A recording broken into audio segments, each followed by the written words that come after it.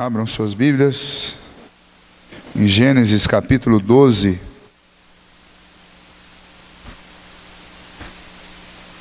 Apenas o versículo 1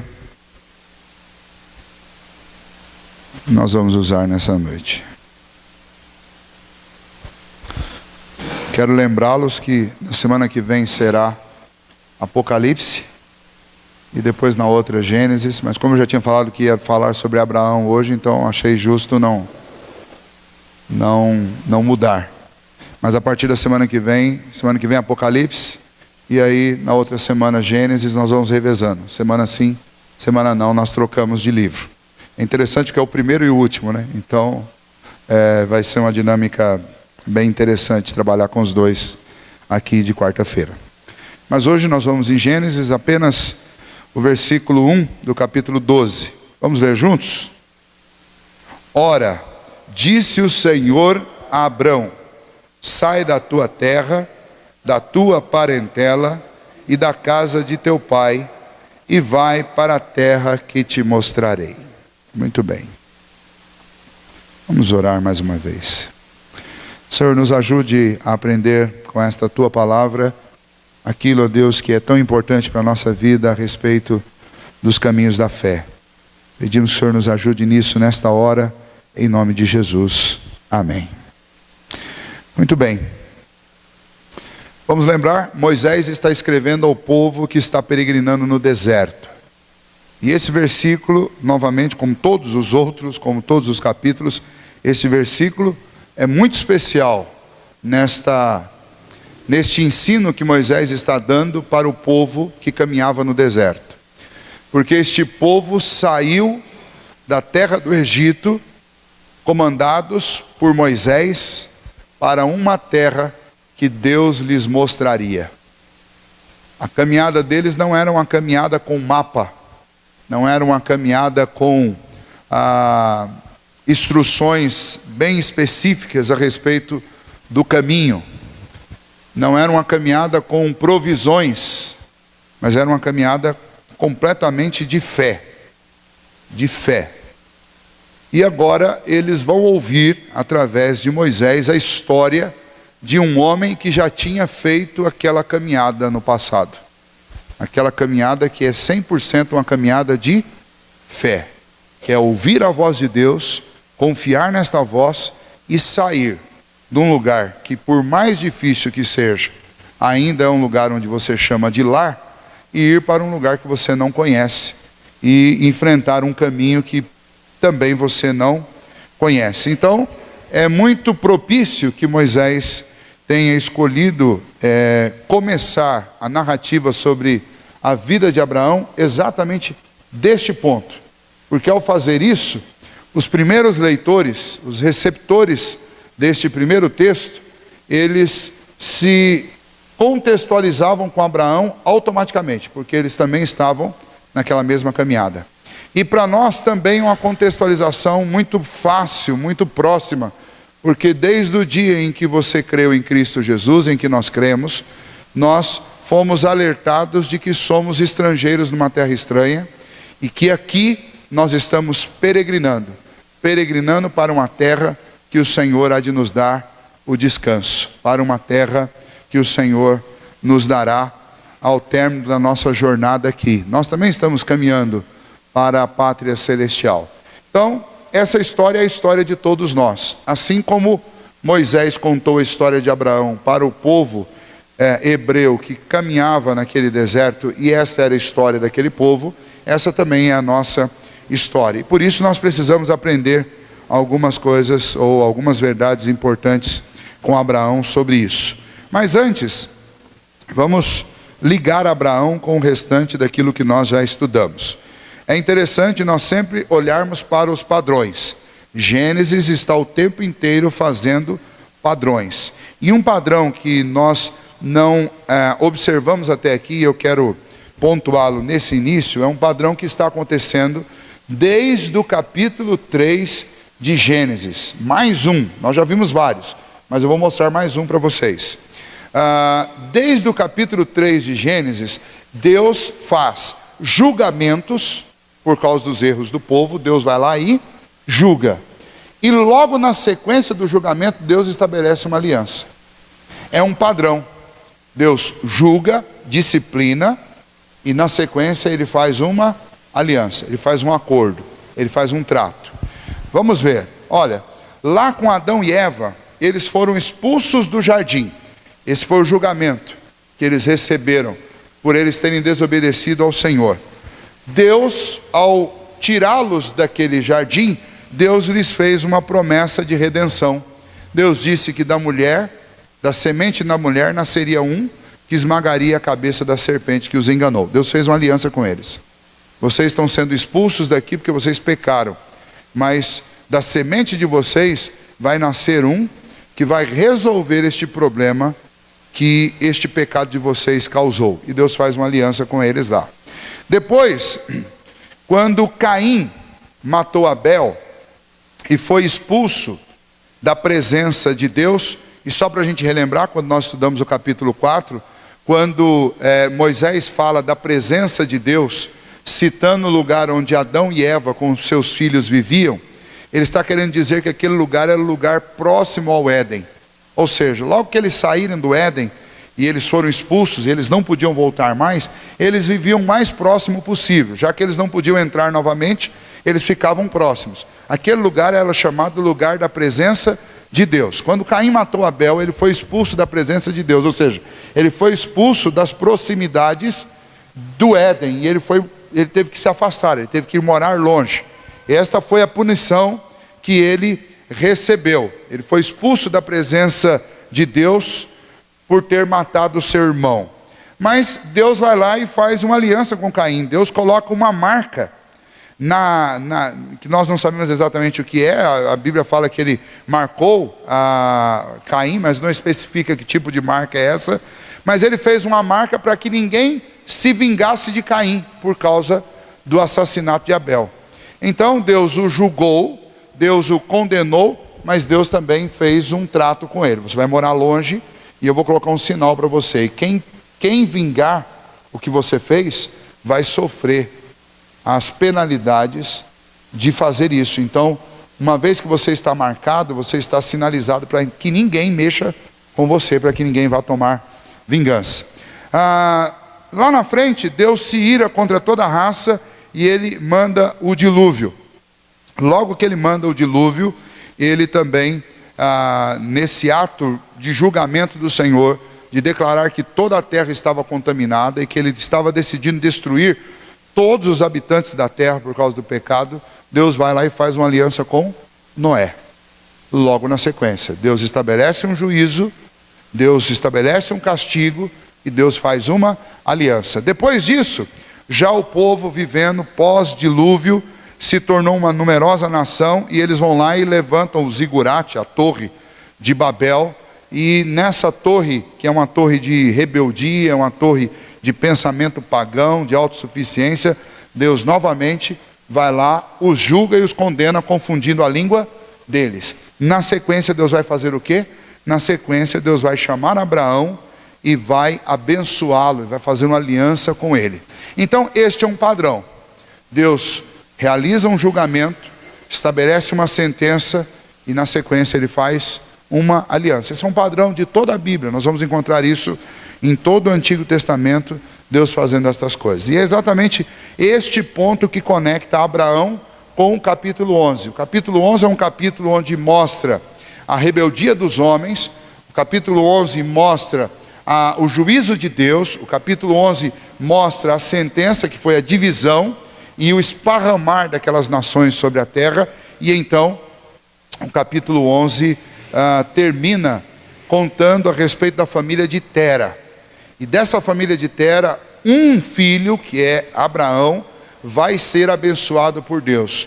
Deus fará uma aliança com ele, e é deste homem que surge toda esta família, que é a família do povo hebreu, e depois o povo que vai ser chamado de povo de Israel.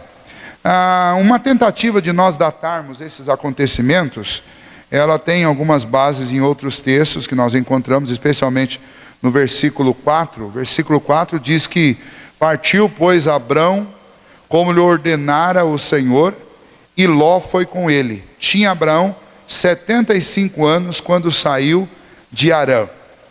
Nós somos informados da idade de Abraão aqui nesse versículo 4, a idade que ele tinha quando ele saiu lá de Ur. Nós lemos neste versículo que ele tinha 74 anos quando ele partiu para Harã. Isso teria acontecido, pela cronologia bíblica, isso teria acontecido por volta do ano 2085 a.C., somando a 75 anos, que é a idade que é dada para ele aqui. Então, possivelmente, Abraão nasceu em 260 a.C. Isso significa que Abraão partiu de Ur dos Caldeus, quando Ur dos Caldeus era uma região da Suméria, que estava em franco desenvolvimento. Dentro da história, da contação da história, não da história bíblica, mas da história dos povos antigos, 2100, 2160 ou 1900 é um período em que essa região da Suméria era uma região extremamente próspera e rica. E isso já mostra um fato muito diferente, que diferencia a vida de Abraão da vida daquele povo que estava no deserto. Se aquele povo que estava no deserto estava caminhando e na mente deles passava a seguinte opção: a gente está aqui por falta de opção, porque nós éramos escravos. Alguns poderiam até dizer, talvez alguns egípcios: vocês não têm fé coisíssima nenhuma, vocês estão atrás de Moisés porque essa é a única alternativa de vocês. Aliás, essa crítica é feita até hoje. Tem muita gente que pega esse texto da história do povo hebreu e diz: olha, se isso de fato aconteceu, não aconteceu por um ato de fé, aconteceu por uma falta de opção. Quando Moisés conta a história de Abraão e data a história de Abraão, o que fica claro para nós, e se para nós isso já está claro, muito mais para aqueles hebreus, que Abraão, quando ele saiu de Ur, ele não saiu no meio de uma crise. Muito pelo contrário, ele saiu na época áurea de Ur. Naquela região da Suméria, todos estavam vivendo com muita prosperidade. E os relatos que nós temos a partir de Gênesis 12, contando a vida de Abraão, Abraão não era um homem pobre, não era um homem miserável, ele não saiu de Ur dos Caldeus com a mão na frente e outra atrás. Ele era de uma família muito rica. Agora, apesar de ser de uma família muito rica, Deus falou com ele. E Deus disse que ele deveria sair daquele lugar e ir para uma terra que Deus lhe mostraria. Ele não entrou nessa caminhada por falta de opção. Ele entrou nessa caminhada por um ato de fé. Isso é muito interessante e é muito instrutivo para nós. Porque muitas vezes a gente acaba apelando para a fé, e entendam que eu estou falando apelando no bom sentido, apelando para Deus, quando a gente esgota todas as alternativas humanas. Então a gente vai atrás de Deus quando a gente não tem outra saída. Igual o povo hebreu que estava na caminhada no deserto, supostamente porque não tinha nenhuma outra alternativa. Agora nós temos aqui um exemplo de um homem que tinha todas as alternativas do mundo, mas ele acatou e obedeceu e confiou e teve fé nas palavras do Senhor. Isso é um bom exemplo para nós. Este é um bom exemplo, porque a vida cristã e a fé em Deus não é coisa de gente que não tem saída alguma. Fé não é apenas uma coisa que reside no coração do desesperado. Fé é algo que Deus coloca no coração de gente que não está precisando de nada. E aí este exemplo é um exemplo excelente, porque este exemplo não me deixa com um pulga atrás da orelha, pensando assim, ele fez isso porque ele não tinha alternativa. Não, ele tinha todas as alternativas do mundo e ele preferiu o caminho da fé ao caminho da segurança. Qual era o caminho da segurança para Abraão? O caminho da segurança era ficar ali onde seu pai estava, onde sua família estava estabelecida, numa região extremamente próspera. Agora, sair dali para ir para um lugar que ele nem sabia onde era, ele não sabia qual era o destino. Ele simplesmente ouviu o Senhor. Nós não sabemos como é que Deus falou com ele, se foi em sonho, se foi uma voz que apareceu, se Deus usou uma pessoa para falar com ele, nós não sabemos. O texto apenas diz que Deus disse para Abraão: sai da tua terra, do meio da tua parentela, e vai para uma terra que eu vou te mostrar. Esse homem não precisava ter feito isso. Ele fez porque ele acreditou em Deus. E aqui nós já temos uma primeira lição para a nossa vida. Por que nós sempre deixamos para caminhar por fé quando a gente não tem alternativa? Esse é um padrão nosso agora. Nós aceitamos os desafios da fé quando a gente não tem mais opção. Infelizmente, essa é a nossa realidade hoje. Esses dias uma pessoa me fez uma pergunta assim: pastor, por que a gente não vê mais aqueles milagres dos dias de Jesus, dos dias da Bíblia acontecendo? Eu falei: olha, por dois motivos. Primeiramente, eu tenho que lembrar que essas coisas têm a ver com o propósito e o governo soberano de Deus. Se Deus quiser fazer milagre hoje aos montes, Ele faz a hora que Ele quiser. Ele é Deus, o poder dele não mudou, e Ele pode agir do jeito que Ele quiser, a hora que Ele quiser. Essa é a resposta da teologia, levando em consideração o governo de Deus. Agora, se você quer uma resposta do lado humano, eu vou te dar. A resposta do lado humano é que Deus se tornou para nós a última alternativa. E aí a gente está sempre resolvendo as coisas do nosso jeitinho humano. Não um jeitinho humano, um jeitinho humano. O jeitinho humano é aquele que não agrada a todo mundo, mas você vai lá e se vira, né?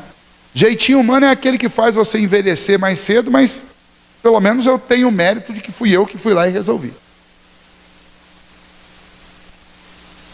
E eu desconfio que a gente não veja tanto milagre por aí, porque a gente está sempre tentando resolver do jeitinho humano. Quando Deus fecha todas as portas e não sobra alternativa nenhuma, aí a gente dobra o joelho e aí a gente vem chorando, pedindo para Deus resolver, e aí a gente pega o caminho da fé. Eu suponho, essa é uma conjectura minha, eu suponho que esse seja o problema. Abraão está aqui para nós como um grande exemplo, e Abraão era o grande exemplo que Moisés estava usando para falar com aquele povo no deserto. O exemplo de que eu não devo esperar a última consequência para aí então eu buscar o Senhor. O exemplo de que o caminho da fé não é o último caminho, mas deve ser o primeiro caminho. Caminhar por fé deve ser a primeira alternativa da minha vida. Então, ao invés de sair, como o Tiago inclusive alerta lá, ao invés de sair por aí, não, amanhã eu vou fazer isso, vou fazer aquilo outro, tal, aquilo outro, tal. E aí se não dá certo, daí você vai lá e, ô Senhor, tem misericórdia, me socorre aqui. Ao invés disso, nós deveríamos fazer o quê? Não, se o Senhor quiser, eu vou fazer isso, né? Se o Senhor quiser, eu vou acordar, se o Senhor quiser, eu vou me mudar, se o Senhor quiser eu vou trabalhar, se o Senhor quiser eu vou isso. Mas antes de fazer qualquer coisa, eu quero saber o que o Senhor quer. Né? A gente tem convivido, eu acredito que não só eu, mas vocês todos devem conhecer, muitas histórias de pessoas que fazem investimentos, que empreendem projetos o tempo inteiro. E especialmente por causa da condição financeira do nosso país, desse momento de crise, muita gente dá com os burros na água toda hora. E daí depois que dá com os burros na água, daí todo mundo fica crente, né? Aí fica crente, aí, olha, aí é uma beleza. Mas não seria melhor a gente fazer o contrário? Não era? Seria melhor a gente se comportar como gente de fé primeiro, antes de fazer qualquer coisa, falar: Senhor, qual que é o caminho?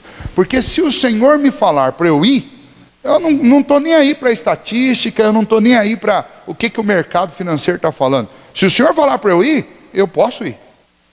Porque quem está me mandando ir é Deus. Agora, se eu não tiver certeza, eu posso ter todas as estatísticas a meu favor. Se não for a vontade de Deus, eu vou quebrar. Pode ser o melhor negócio do mundo. Pode ser o melhor relacionamento do mundo. Pode ser a coisa mais certa que eu pude encontrar. Se não for o que Deus quer para mim, não adianta. E parece que Abraão, embora, nós vamos falar daqui a pouco sobre a religião de Abraão, embora Abraão não fosse um homem temente ao Deus Yahvé, mas quando Deus Yahvé falou com ele, ele obedeceu imediatamente, com toda a vida boa que ele tinha lá. Então, esse fato é um fato importante, é um fato histórico, que você não acha ele facilmente na Bíblia, mas quando eu faço essas contagens e descubro cronologicamente qual foi a data do nascimento e a época que Abraão viveu, e eu vou buscar a região onde ele estava morando, que é a região da Suméria, eu descubro que era um lugar de prosperidade. Quando eu olho como é que Abraão saiu da casa do pai dele, as coisas que ele levou, a quantidade de gente que ele levou consigo, eu vejo que Abraão era um homem extremamente próspero. E no meio da prosperidade, ele abriu mão da prosperidade que ele tinha lá para obedecer um chamado de Deus. Isso é fé. E esse é o exemplo que nós devemos seguir. Eu preciso mudar esse padrão, que é um padrão do nosso tempo. O padrão de ir atrás de Deus só quando eu não tenho mais saída. Deus precisa ser sempre a minha primeira alternativa, a minha primeira consulta, a primeira porta onde eu bato tem que ser Deus. E isso, embora pareça tão óbvio, na prática não é assim. Vocês sabem muito bem. A gente pode discursar, eu posso discursar sobre isso com vocês aqui, e amanhã eu posso ir ao tentar resolver um problema meu e bater na porta de 10 pessoas antes de dobrar o joelho e falar com Deus. Porque embora na teoria isso pareça bem claro, na prática a nossa metodologia é sempre diferente. Nossa metodologia é abrir a boca e falar com um monte de gente antes de abrir a boca e falar com Deus. Ur dos Caldeus, vamos pensar, vamos falar um pouquinho sobre essa região aí. O versículo 28 do capítulo 11, volta em uma página, fala que morreu Arã na terra do seu nascimento, em Ur dos Caldeus, estando Tera seu pai ainda vivo. Aí o 29, Abrão e Naor tomaram para si mulheres. A de Abrão chamava Saraí e a de Naor Milca, filha de Arã, que foi pai de Milca e de Isca. Saraí era estéril, não tinha filhos. Tomou Tera a Abrão, seu filho, e Ló, filho de Arã, filho de seu filho, e Saraí, sua nora, mulher do seu filho, Abrão, e saiu com eles de Ur dos Caldeus, para ir à terra de Canaã. Foram até Arã, onde ficaram. E havendo Tera vivido 205 anos, ao todo morreu em Arã. Ora, disse o Senhor a Abrão: sai da tua terra, da tua parentela e da casa de teu pai, e vai para a terra que te mostrarei. Muito bem. Um pesquisador, um arqueólogo chamado Leonard Woolley, entre 1922 e 1934, ele passou escavando esta região onde se acredita tenha sido a terra de Abrão, e ele descobriu que este lugar tinha uma próspera cidade, uma metrópole antiga, datada de 2000 a.C., e a população dessa cidade era cerca de 34 mil habitantes, que para a época era algo extraordinariamente grande, né? E no distrito inteiro, em toda a região, cerca de 250 mil pessoas viviam ali, pelos escombros, pelas ruínas e por tudo que eles acharam de artefatos arqueológicos naquela região. Ur era um cenário também de grandes guerras. Foi um cenário de uma grande cultura, a cultura sumeriana, e posteriormente foi varrido e foi arrasado por muitas guerras, e durante muito tempo essas cidades tiveram suas localizações até desconhecidas, até que arqueólogos já no século XX as reencontraram. O rei dessa cidade foi um monarca supremo sobre todas as cidades da região sul da Mesopotâmia. Estabeleceram a Suméria e o culto ao sol, por isso o nome Sumério, e a glória dos seus ídolos, né? Sargon era o nome deste rei, e possivelmente essa cidade existiu durante um período de 300 anos. Ur possuía várias escolas, onde foram ensinados naquela época aos estudantes já a leitura e a escrita e a aritmética. Eles já eram desenvolvidos nessas áreas do conhecimento.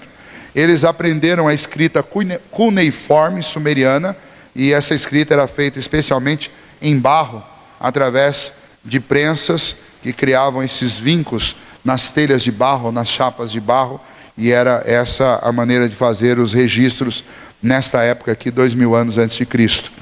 Lá em Ur, a religião envolvia aquilo que é chamado de panteão sumério, que era o panteão do culto ao sol. Havia lá também um outro deus chamado Nana, e esse deus era o deus Lua. Eles cultuavam ao deus Sol e cultuavam também a Nana, que é o deus Lua. É dito em Josué que Abrão participava desse culto pagão.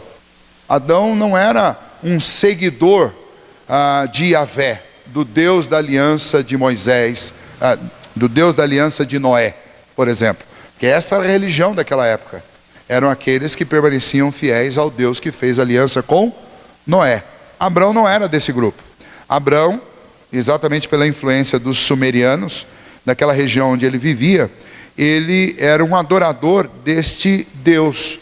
E lá em Josué capítulo 24, no versículo 2, parte B, diz que antigamente vossos pais, fazendo uma referência a Tera, pai de Abraão e de Naor, habitaram da além do Eufrates e serviram a outros deuses. Até mesmo o nome Abrão é um reflexo de uma origem pagã, porque o significado deste nome é o pai exaltado, ou o pai dos lugares altos. Isso dá a entender que Abrão realizou o culto naqueles zigurates, que eram aquelas torres, igual a torre de Babel. O nome dele fazia referência ao culto que era prestado no zigurate, o nome de Abrão. E lembrem que hoje nós conhecemos Abrão como o pai da fé, mas o significado literal do nome não é esse. Hoje eu posso até dizer que quando o nome de Abrão, que tem esse significado, o pai dos lugares altos, eu posso pensar em Deus, mas quem pôs o nome em Abraão, não pôs pensando em Deus e Yahvé, pensou no Deus pagão que eles adoravam naqueles zigurates, tá? Esse foi o período dourado de Ur dos Caldeus, exatamente o período em que Abrão viveu. 100 anos mais tarde, Ur foi arrasada. 100 anos mais tarde desse período, por volta do ano 1900 a.C., Ur foi completamente arrasada e a prosperidade econômica deu lugar a uma grande miséria e essa cidade foi varrida. Existe uma discussão sobre a localização exata de Ur, porque do mesmo jeito que ao sul, que é isso que eu estou citando para vocês, havia ao sul da Mesopotâmia, tinha uma cidade chamada Ur, que é também na região da Suméria. Ao norte, que também é região da Suméria, tinha uma outra cidade chamada Ur. Como é que a gente detecta, ou como é que a gente entende qual dessas cidades que Abrão viveu? A gente entende qual é a cidade que Abrão viveu por causa da referência do final do capítulo 11, de que o pai de Abrão, ele caminhou para a região de Harã. Ele tomou Tera, Abrão, versículo 31, seu filho, e Ló, filho de Harã, filho de seu filho, e Saraí, sua nora, mulher de seu filho, Abrão, e saiu com eles de Ur dos Caldeus para ir à terra de Canaã. Foram até Harã, onde ficaram. Vejam só, quem sai da região sul e vai para essa cidade de Harã, que é uma cidade que existe até hoje, o nome dela hoje é Urfa, é uma cidade que foi preservada, é uma cidade conhecida hoje naquela região. Essa cidade de Urfa, quem saía de Ur, do sul da Mesopotâmia, tinha que passar por Harã para chegar até Canaã, a região que hoje é Palestina. Quem saía da Ur do norte, não tinha que passar por Canaã, ou não tinha que passar por Harã para chegar a Canaã. Então, nós entendemos que o Ur onde Abrão viveu foi Ur do sul, exatamente por causa do versículo 31 e 32, que diz que Tera passou com Abrão e com Naor pela cidade de Harã. E possivelmente é nessa cidade onde eles ficaram. Então, quando você lê, a gente precisa entender. O versículo 1 do capítulo 12 diz que Abrão era de Ur dos Caldeus, mas ele não estava morando em Ur dos Caldeus. Ele nasceu lá e ele é originário de lá. Mas ele tinha vindo com o seu pai e com o seu irmão Naor. Eles vieram para Harã. E era ali que eles estavam vivendo. E foi dali que Deus chamou Abrão para ir para a terra que Deus lhe mostraria. Tá?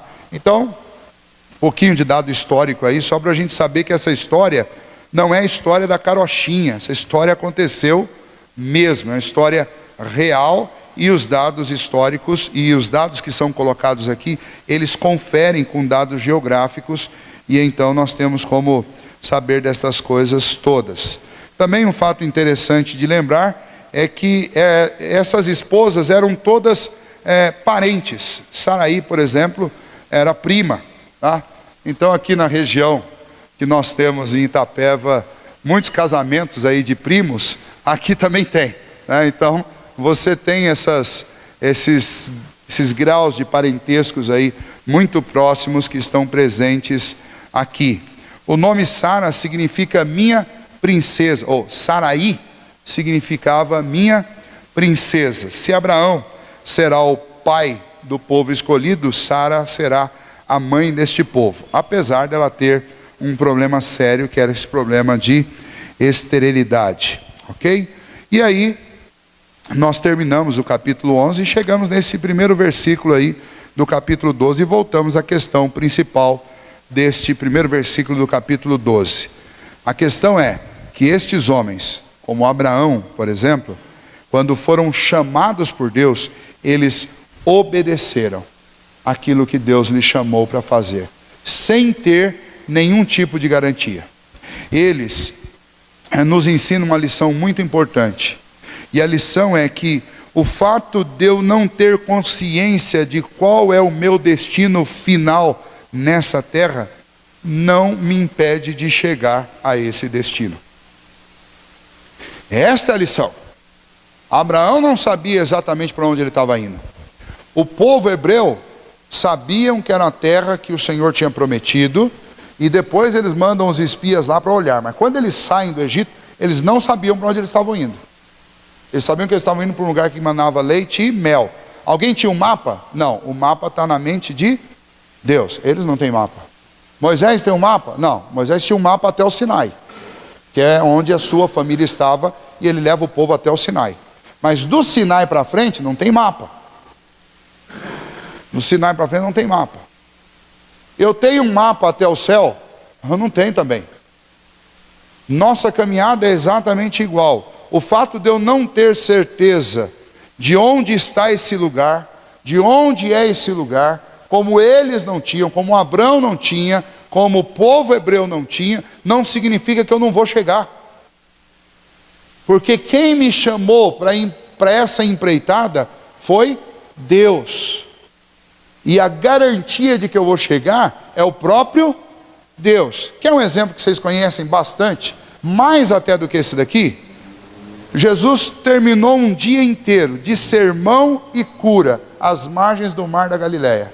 Chegou para os discípulos e falou: passemos para outra margem. Passemos para outra margem. Os discípulos entraram num barquinho, Jesus entrou, colocou a cabeça lá na polpa do barquinho e dormiu. No meio da madrugada, da noite lá, uma tempestade, vento, e os marinheiros experientes lá, Pedro, Tiago e João, tinham certeza que iam morrer afogados. A experiência de mar, eles nunca tinham visto uma tempestade daquele jeito. Apavorados, foram acordar Jesus. O que Jesus disse para eles? Ó nécios, tardios para crer. Por que tardios para crer? Porque Jesus já tinha dito: passemos para outra margem. Ou seja, Jesus já tinha falado que eles iam. Jesus estava presente com eles no barco. Por que eles estavam com medo de morrer? O que estava faltando para eles era fé. E então, é esse o ponto para nós. Eu tenho certeza, e vocês não precisam me contar isso, mas eu tenho certeza que Deus tem desafiado cada um de nós para fazer coisas. para empreender coisas, para realizar coisas, seja no âmbito dos nossos relacionamentos, talvez reatar um laço que está quebrado há muito tempo, talvez ir atrás de alguém com quem você está sem se falar há muito tempo, talvez alguma questão familiar que precisa ser resolvida, talvez questões relacionadas à igreja, talvez questões relacionadas à profissão, coisas que você abandonou, que você deveria voltar atrás e deveria dar continuidade, coisas da área econômica que talvez você desistiu por não dar conta e você precisa resolver e você continua protelando e evitando, como se essas coisas, elas não tivessem solução. Olha, quem está com você? Você é a habitação do Espírito Santo de Deus. Então você pode se comparar com aquele barquinho lá no Mar da Galileia, porque dentro de você está o mesmo Deus que estava presente naquele barco. Porque a Bíblia diz que Deus é um Deus trino, Pai, Filho e Espírito Santo. Todos eles são de mesma essência, de mesmo poder. O Espírito Santo dentro de mim, ele é um selo de que eu vou chegar no céu. O Espírito Santo dentro de mim é alguém que me convence de que eu sou filho de Deus, que eu sou legitimamente filho de Deus. O Espírito Santo dentro de mim é aquele que me capacita a querer e a realizar. O que me impede? E aí eu volto. Por que faltam milagres na nossa vida? Por que a gente não tem visto os milagres? Porque a gente simplesmente faz igual aqueles espias. Lembra da história? Moisés manda 12 homens olharem a terra prometida. Eles vão, procuram um caminho, Deus dirige, e eles chegam lá e olham. Só quando eles olham, eles só enxergam dificuldade, só vê problema, com exceção de Josué e Caleb, os outros voltaram de lá. Falam assim, não tem jeito, esqueça, vamos voltar para o Egito. Pelo menos lá a gente tinha casa, senão nós vamos morrer todo mundo aqui no deserto. Não tem como fazer isso. Tá? Ou seja, Deus os chamou para uma caminhada de fé, mas eles foram lá e encararam aquela caminhada sobre a ótica humana, sobre a perspectiva humana. Na perspectiva humana não dá mesmo, não tem jeito. Justificar, né? Racionalizar o milagre. Ah não, não foi isso, o que aconteceu foi... O airbag me salvou, o ABS resolveu meu problema.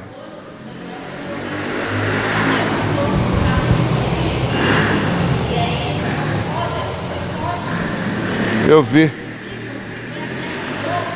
Passou na cabeça do menino e não aconteceu, só uns arranhão. Eu vi pela televisão isso também. E aí vai lá um especialista para explicar que a terra da realidade era fofa, que viu, a velocidade não era tão grande, e deu uma série de explicações para aquilo que só pode ser explicado por Deus. Tá? Mas o ponto para nós aqui é um só, é um versículo e um único ponto.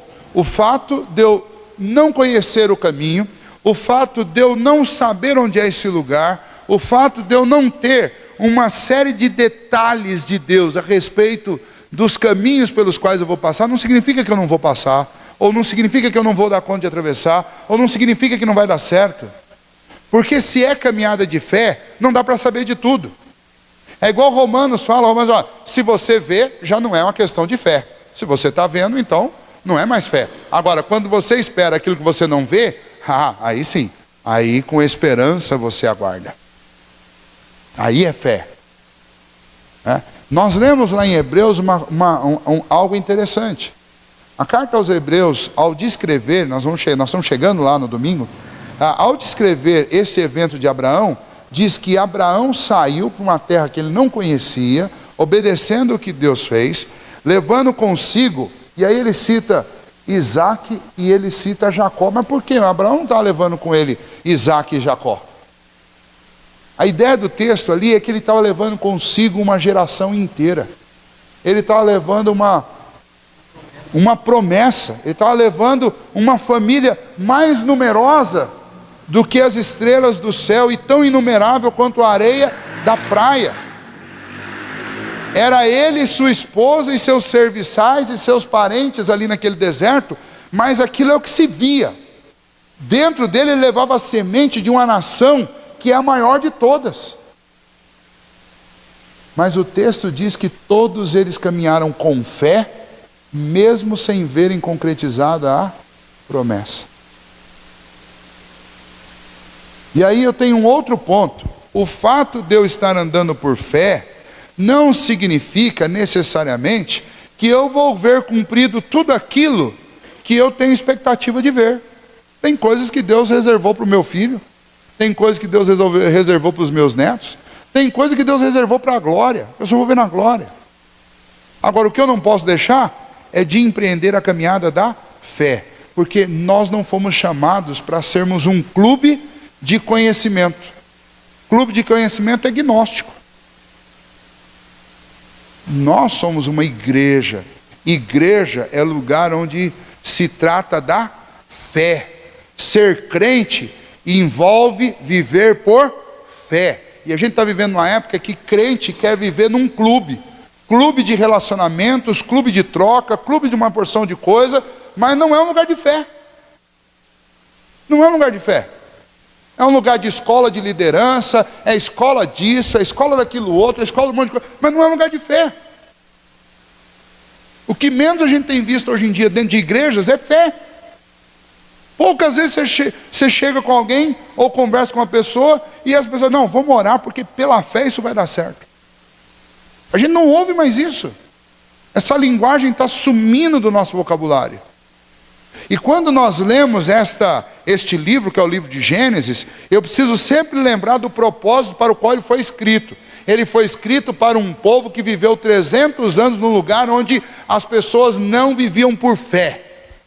Onde havia vários cultos pagãos, onde as pessoas eram dadas as proporções da ciência da época, mas eram pessoas voltadas para a cultura do conhecimento, a cultura da ciência adequada àquela época, mas era uma cultura fria, era uma cultura sem sobrenatural, era uma cultura sem fé. E o que Moisés está fazendo com esse povo é narrar a história do povo de Deus, mostrando os atos de fé desse povo, as intervenções de Deus, poderosas, extraordinárias, miraculosas. Será que o nosso Deus mudou? Não, o nosso Deus não muda, porque Ele é imutável, Ele continua sendo o mesmo. Quem mudou? Nós mudamos. Nós não lemos. Nós achamos que essas histórias de Gênesis, história de mar se abrindo, história de fogo pegando na sarça e não consumindo, história de comida caindo do céu durante 40 anos, história de coluna de nuvem, coluna de fogo durante o dia e coluna de fogo durante a noite e nuvem durante o dia. Isso é coisa para a escola dominical, tem que contar para as criancinhas. Para adulto, pastor, não tem alguma coisa mais séria para contar? Não tem nada mais sério do que isso. Porque esse texto aí é um texto que mostra o poder de Deus. E é isso que a gente precisa contemplar numa época de racionalismo, onde ninguém acredita em mais nada a não ser que tenha uma estatística. Todo dia ficam postando estatística lá de como que está o Congresso. Tantos votos a favor do impeachment, tantos contra, indeciso e tal. Até parece que a decisão está mesmo na mão desses homens. A decisão não está na mão deles. A decisão está na mão de Deus. Provérbios diz que Deus inclina o coração do rei como ele quer. Porque o coração do rei nas mãos do Senhor são como os ribeiros no corte do rio. Não tem jeito da água passar em um lugar diferente. Ela vai passar onde foi cortado para ela passar. Essa decisão não vai ser tomada por homens, ela já foi tomada por Deus. E nós temos que parar com essa cultura racionalista nossa, humanista, que não vê Deus em lugar nenhum. Abraão era um pagão, não era nenhum servo de Deus, era um pagão. Mas quando Deus falou com ele, vem, ele foi. E ele não é o único exemplo na Bíblia. Você pegar no Novo Testamento, o autor de Mateus, antes de se chamar Mateus, se chamava Levi. Jesus olhou lá de fora, ele estava dentro de uma coletoria, cobrando impostos, era um corrupto, ladrão, bandido, odiado por todo mundo. Jesus lá de fora olhou para ele e falou, vem. Ele largou tudo, largou o dinheiro, largou a coletoria, que era uma fonte de lucro gigantesca. Tanto honesto como desonesto, era lucro de qualquer jeito. virou as costas, largou tudo. Para fazer o quê? Para andar 3 anos com o pé empoeirado atrás de Jesus. E depois para viver o resto da vida sendo perseguido por causa do nome de Jesus. Não olhou para trás. Pedro, Tiago, João, Marcos, André, todos eles. Quando o Senhor chamou, eles viraram as costas para tudo e foram atrás do Senhor. E eu tenho certeza que Deus continua nos chamando para fazer um bocado de coisa. Às vezes Deus nos chama para ajudar alguém, a gente coça o ouvido e fala, acho que eu estou ouvindo coisa. Ou a gente faz igual aquela, antigamente tinha uma imagem que vinha em camiseta e aparecia em papel de carta, né? O sujeito fala assim, olha, tem dia que eu acordo e dá uma vontade imensa de trabalhar. Aí eu fico bem quietinho, com a cabeça no travesseiro, esperando a vontade de passar. Parece que é assim com a gente. Às vezes Deus vai lá e enche o seu coração de fé para você fazer uma coisa que Ele quer que você faça. Aí você faz o quê? Deixa eu ficar bem quietinho, para ver se a vontade passa. Por isso que nós vivemos uma época...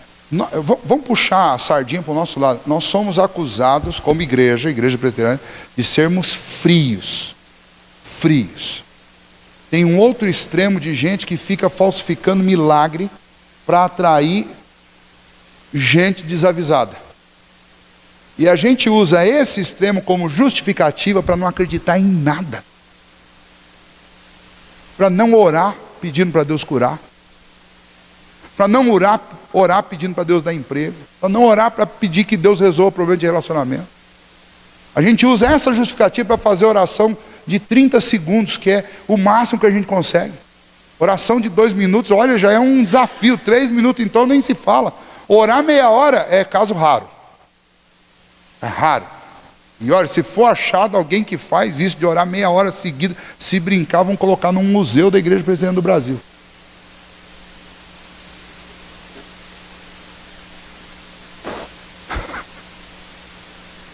Não podemos ficar criticando os outros, tem que criticar a gente. E por que isso acontece? Acontece porque nós não queremos saber das histórias da fé. Então, meu convite a vocês é que a gente volte para essas histórias. Que a gente volte a olhar para o que Abraão fez com os mesmos olhos de uma criança. Que está ouvindo essa história pela primeira vez e está admirado. Como é que ele largou tudo? Ele largou tudo porque ele acreditou em Deus. E a gente não tem coragem de largar tudo porque ele largou tudo porque ele acreditava em Deus. Por que a gente não tem coragem de largar tudo? Tem uma palavra que a gente não gosta de falar de jeito nenhum, mas o nome disso é incredulidade. E aí a gente fala assim, os incrédulos são os que estão do lado de fora da igreja. Será? Só um detalhe, Abraão não estava em igreja nenhuma. Não estava em igreja nenhuma. A gente tem que tomar cuidado, porque o fato de eu estar listado no hall de membros da igreja não significa que eu não sou incrédulo. Tem muita gente no hall de membros da igreja que é até mais incrédulo que os que não estão. Então, esse texto é um texto para mexer com a gente. Se Deus te chamasse hoje, como chamou Abraão, e dissesse, larga tudo e vamos para um lugar que eu vou te mostrar aí. E aí? Não, mas tem minha estrutura aqui, pastor. Tem minha estrutura. Tem minha família. A história da minha família está aqui.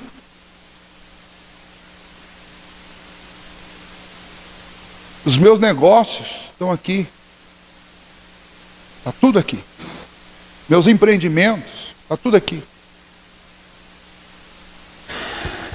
Vamos pensar sobre isso. O motivo por que Abraão deixou a sua terra não foi porque ele tinha um bom plano, mas foi porque ele agiu pela fé, com confiança na palavra do Senhor. O Senhor disse, ele confiou e foi. O Senhor disse, ele confiou e foi. e nunca tentou levar melhor. Nós não chegamos, está bem longe disso daí, mas lá na frente, quando chega de um lado um deserto, do outro lado uma campina verdinha, tudo bonitinho. Isso é um alerta para você sempre tomar cuidado com campina. Não tem ninguém de Nova Campina aqui para eu encher as paciências, mas sempre tome lugar com campina. Tome cuidado, né? Abraão deixou o sobrinho escolher primeiro. O Lozinho, mas esse lugar bonito, eu vou para cá. Chegou lá e encontrou uma cidade onde homem gostava de homem, mulher gostava de mulher. Danou-se tudo. Por isso que eu falo, tome cuidado com essa cidade com o nome de Campina. Onde tem Campina, a coisa pode ficar perigosa. É brincadeira, tá? Só brincadeira. E Abraão foi para o deserto. E Deus o abençoou aonde? Deus o abençoou no deserto. A garantia de prosperidade não tem a ver com a qualidade da terra. Tem a ver com a qualidade do Deus a quem você serve. Lá no Novo Testamento, na parábola dos talentos, quando Deus vai repreender, quando o Senhor vai repreender o cara que escondeu o talento, ele diz: você não sabia que Deus, ou com o seu Senhor, é aquele que colhe onde ele não plantou? Como é que você ficou com medo de dar errado? Por que você escondeu o seu talento na terra? Deus colhe aonde ele não planta. Imagine onde ele planta. Se ele te deu um talento, era para você trabalhar aqui, ia dar, com certeza ia dar. Não é? Então Abraão foi, deserto, não tem problema, quem está me mandando ir é Deus, pode ser deserto, pode ser o que for, aonde eu for, o Senhor vai abençoar. Que a gente tenha na vida de Abraão sempre um centro de inspiração e de motivação para que a gente sirva. O Deus que nós servimos, o Deus com quem a gente fala em oração, é o mesmo Deus que falou com Abraão. E esse Deus fala hoje ainda no nosso coração. Somos nós que estamos destreinados de ouvir, mas Ele está falando o tempo inteiro. Ele está dizendo se é para você fechar um negócio ou se não é. Ele está dizendo se é para você fechar a porta ou se é para você abrir a porta. Deus está falando com a gente o tempo inteiro. A gente que não ouve. E não ouve na maioria das vezes porque a gente não quer ceder, não quer se envolver. Mas eu tenho certeza que Deus tem uma vida extraordinária para todos nós, que ouvirmos a voz de Deus e obedecermos o que Ele nos está mandando fazer. E Deus está, eu tenho a mais absoluta certeza disso. E todos os dias, Deus nos chama para uma caminhada de fé com Ele. Só não ouve e só não obedece quem não crê. Vamos orar. Senhor nosso Deus, obrigado, Pai, por essa mensagem que é objetiva e simples e que mexe com todos nós. Mexe comigo, mexe com cada um dos nossos irmãos aqui, porque nós ficamos extremamente admirados, ó Deus, de ver como um homem simples, com pouquíssimas informações a respeito do que ele iria encontrar pela frente, foi capaz, ó Deus, de juntar toda a sua família e seus empregados e empreender uma jornada, ó Deus, tão imprecisa, tão imprevisível, uma jornada tão surreal, segundo a nossa maneira de entender hoje. Mas ele fez isso porque ele confiou no Senhor. Ó Deus, até nos dá vergonha de saber que para coisas muito menores do que essas, o Senhor tem nos desafiado e a gente não tem coragem de fazer.